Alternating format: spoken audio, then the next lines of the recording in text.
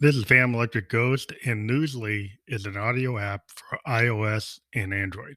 It picks up web articles about the most trending topics on the web at any given moment and reads them to you in a natural human voice. So, for the first time in history on the net, the web becomes listenable. Browse articles from topics you choose and start playing, stop scrolling, start listening. They have podcasts as well, so explore trending podcasts from over 40 countries.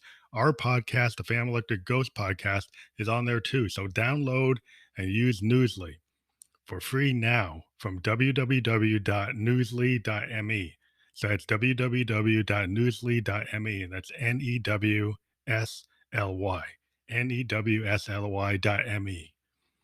and so use the promo code GHOST2021 and receive a 1 month free premium subscription.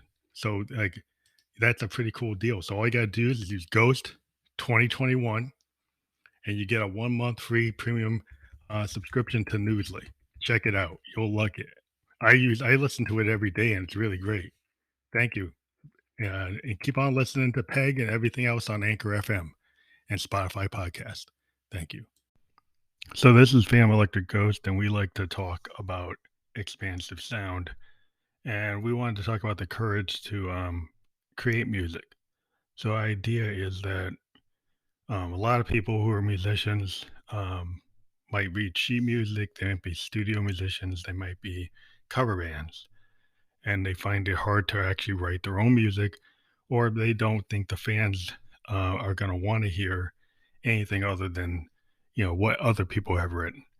So I think as a singer-songwriter, I've always looked at singer-songwriters with a lot of respect because they actually take the craft into their own hands and they go and they work on a project and they actually put their heart and soul in it. And it's like, like they're the great American novelist or, any nation, any culture. But it's kind of like a novelist or a short story writer or somebody writes a screenplay. You get a kind of window into the soul of the person creating the music. And so as a young artist, I started on clarinet, and then I realized I'm a child of the '70s, and I realized that I wasn't able to really write on a clarinet. It's not a writing instrument. Like a writing instrument is more like a guitar or a piano. So I actually went and I got like a Casio and I started taking piano lessons on this little Casio to learn how to actually do the chords and do the left and right hand. And then eventually, I got chord books and then I'm watching MTV and I'm watching bands like Joy Division and, Missing Persons and The Cure and actually seeing punk bands uh, like the Sex Pistols and post punk bands like Joy Division. And I'm like, wow, I really like synths. And all I had was like this little Casio, really couldn't do it.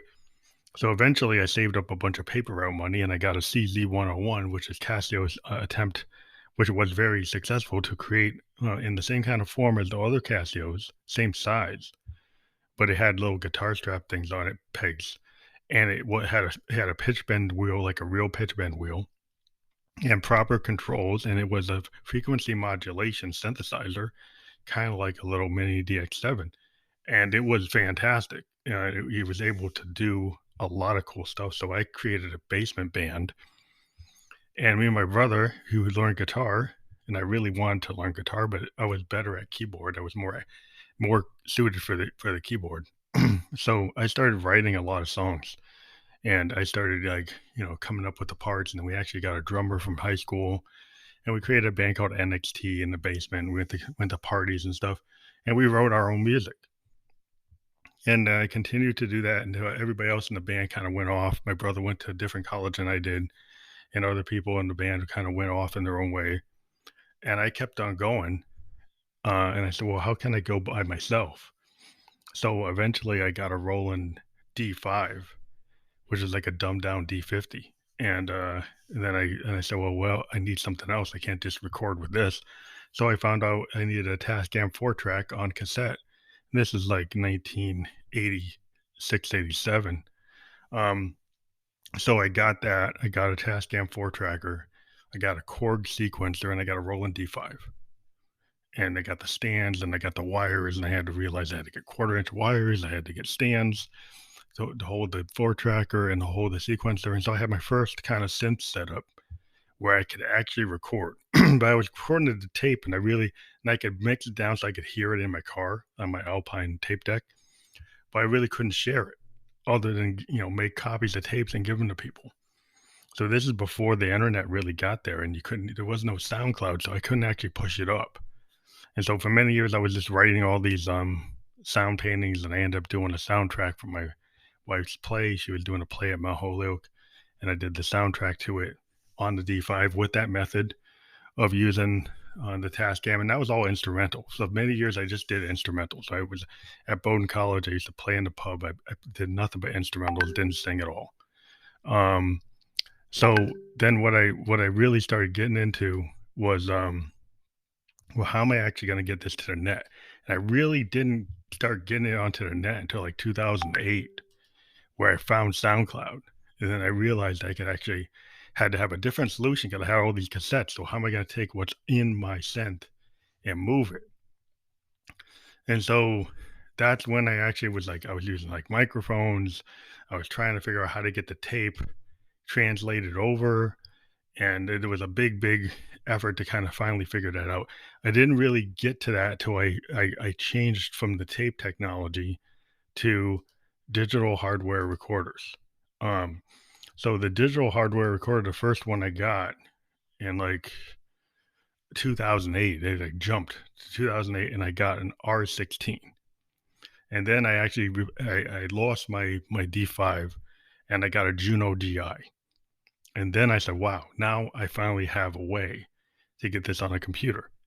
And back then I had like a gateway.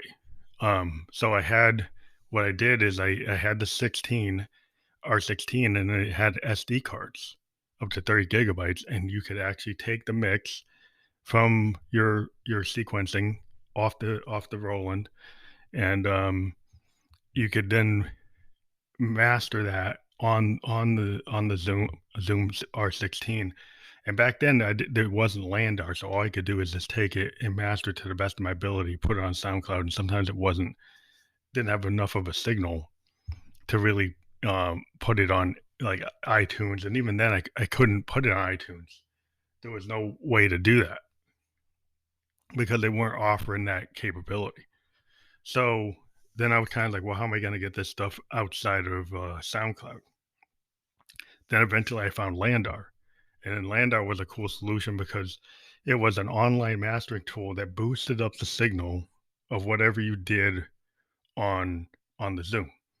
And you could like master and increase the gain on your mix on the Zoom, but sometimes it wasn't enough. And so landar.com was a way to be able to actually take it and take that mix and create a proper WAV file that would be accepted. And then Landar offered for like $10 to distribute it to like Amazon CD and send it to Spotify and iTunes and all these other places for only like $10. So then that's when we actually put up our first album, Something Wicked, and it was available on CD, and it was available in iTunes and Spotify. And so what was really cool, and that time we were mostly listening to iTunes, so we weren't even thinking about Spotify.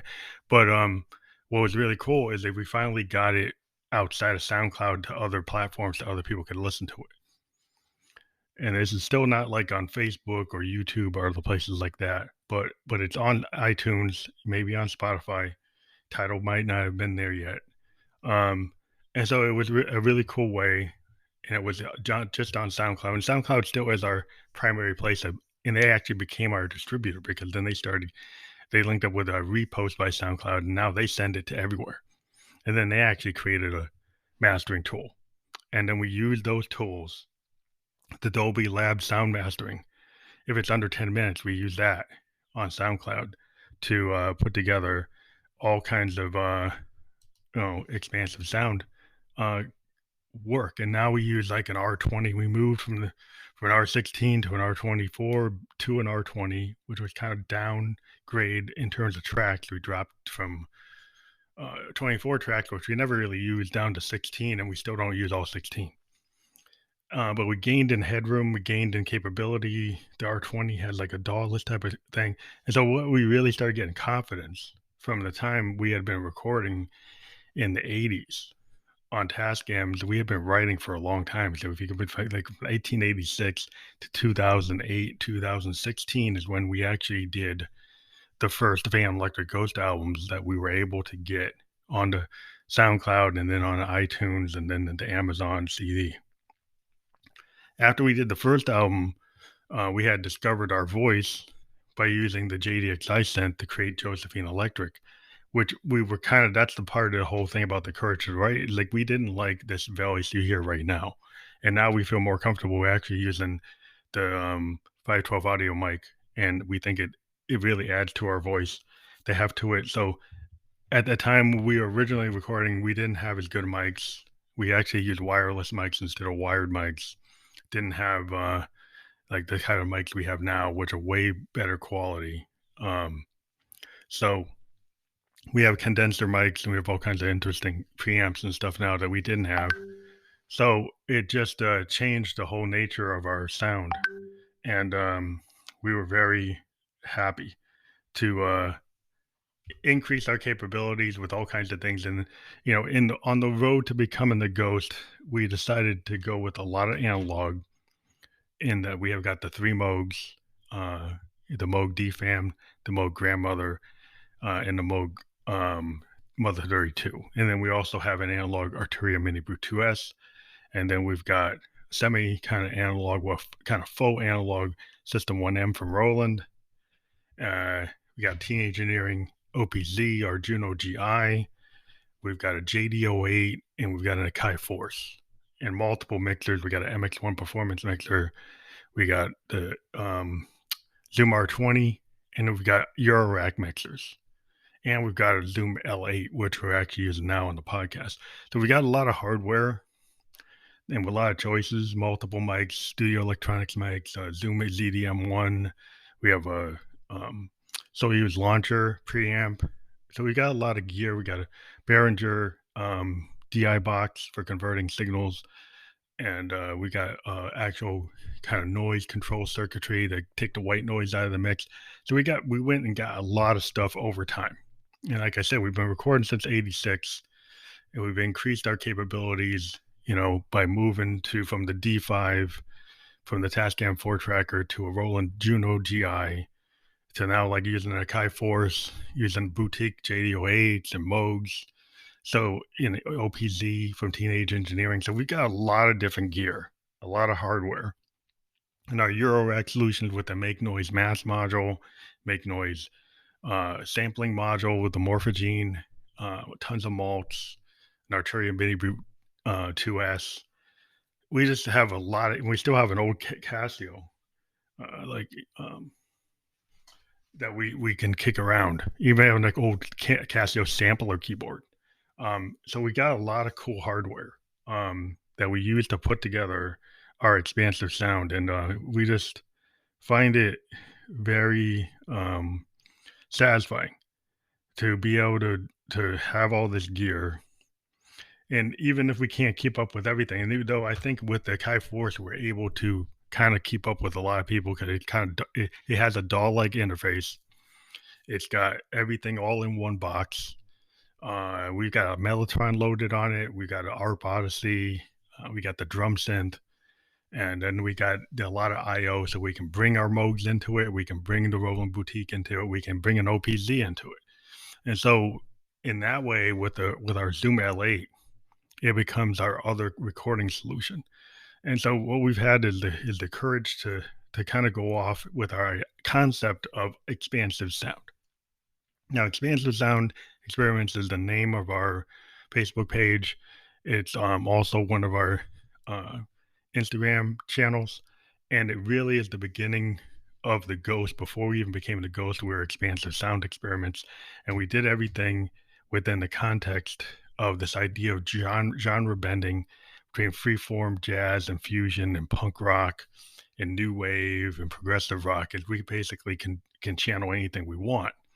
And then, you know, a lot of times we got pigeonholed into just being an electronic artist, but we don't find ourselves that. We do a lot of punk, We do a lot of progressive rock. We do a lot of jazz. So it's somewhat limiting to say we're like think they put me into like a trance EDM because I'm really not that. That's not what I am, and that's not what we do. And so I think a lot of times you have to have the courage to kind of go off in the direction you want and not clone whatever's kicking right now. Not that we haven't tried to, but we really kind of go beat to our own drummer and we do what we want to do in terms of what expansive sound means. And expansive sound means to us is total freedom to record however we want. And in our journey, we now are a pro level SoundCloud user that's able to use repost to put out albums, and we put out 5 albums this year, right? And we only pay like $15 a month on SoundCloud. We put 5 albums out. One of them is like 2 hours long. Most of them are an hour long. We were able to master all the tracks through SoundCloud, Dolby Labs mastering. We were able to run promotional campaigns through SoundCloud, and it's on Spotify, it's on iTunes, it's on Tidal, it's on Deezer, it's on like many, many, many platforms through that channel. And we started to podcast. And what we did with the podcast is it's kind of like our marketing strategy and our love of music because we're able to talk to emerging and independent artists, like 80% of them being female artists, female singer songwriters. And we're able to bring our love of being a music fan before we even, we were a music fan before we were a musician, and talk to all these artists around the world in a video or audio, mostly time video, on our StreamYard channel. It goes onto our Facebook, a YouTube, Twitch, Twitter, then goes on the Spotify video podcast and an Apple podcast. We got over 700 episodes, talked to over 300 people, at least 150 of them musicians, and worldwide from Norway, Iceland, Australia, Japan, London, Sweden, United States, UK, like everywhere. We got friends all over. We got friends in South Africa, working with a South African game developer on a soundtrack. We're working with a Japanese producer on some songs and an American kind of eccentric R&B artist on some stuff. And we've just been able to really connect. We talked to 2 Grammy Award-winning producers, Kevin Stratton and Billy Hume. And so we've been able to really have a good outreach. And we've been very happy with our reach. It's just been very fun.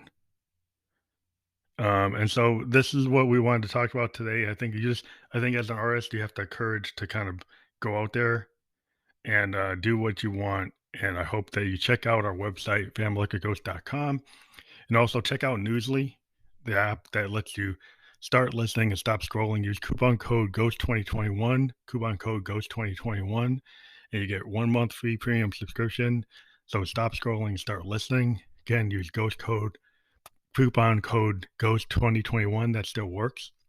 And we hope to see you out there on www.famlylickerghost.com. You can check out our new album, Peg Forever, and find out all things Peg on the website. You can subscribe to our YouTube channel. You can support the podcast by doing a support campaign. You can figure out how to get paying guests on podmatch.com.